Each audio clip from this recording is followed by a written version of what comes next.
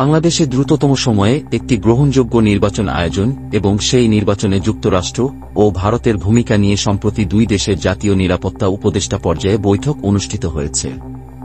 শনিবার কলকাতায় আমেরিকান সেন্টারে সাংবাদিকদের সঙ্গে মতবিনিময়কালে এই তথ্য জানান ভারতে নিযুক্ত মার্কিন রাষ্ট্রদূত এরিক গারসেটি।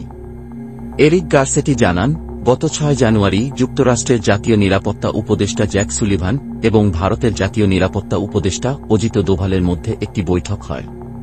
সেই বৈঠকের একটি বড় অংশ জুড়ে ছিল বাংলাদেশ ও সম্ভাব্য নির্বাচনের বিষয়। তিনি বলেন, আমি নিজেও সেই বৈঠকে উপস্থিত ছিলাম এবং আলোচনায় অংশ নিয়েছি।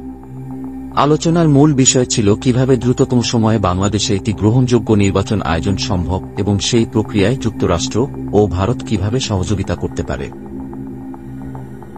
এছাড়া আলোচ্য সূচিতে বাংলাদেশের সংখ্যালঘুদের নিরাপত্তার ইস্যুটিও ছিল উল্লেখ করে রাষ্ট্রদূত বলেন, বিদায়ী প্রেসিডেন্ট জো বাইডেন এবং আসন্ন প্রেসিডেন্ট ডোনাল্ড ট্রাম্প উভয়ই বাংলাদেশের সংখ্যালঘুদের অধিকার ও নিরাপত্তার ব্যাপারে গুরুত্ব আরোপ করেছেন। আসলে আমরা সবাই বাংলাদেশকে একটি স্থিতিশীল, উন্নয়নমুখী এবং সহনশীল দেশ হিসেবে দেখতে চাই।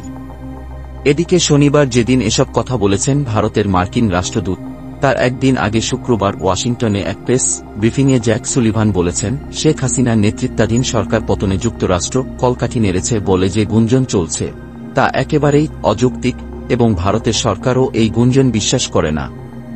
দীর্ঘ 15 বছর ক্ষমতায় থাকার পর গত বছর জুলাই-আগস্টে শিক্ষার্থী জনতার ব্যাপক আন্দোলনে পতন ঘটে প্রধানমন্ত্রী শেখ হাসিনার নেতৃত্বাধীন সরকারের। দেশ ত্যাগ করে ভারতে আশ্রয় নেন হাসিনা। এখনও সেখানেই আছেন তিনি।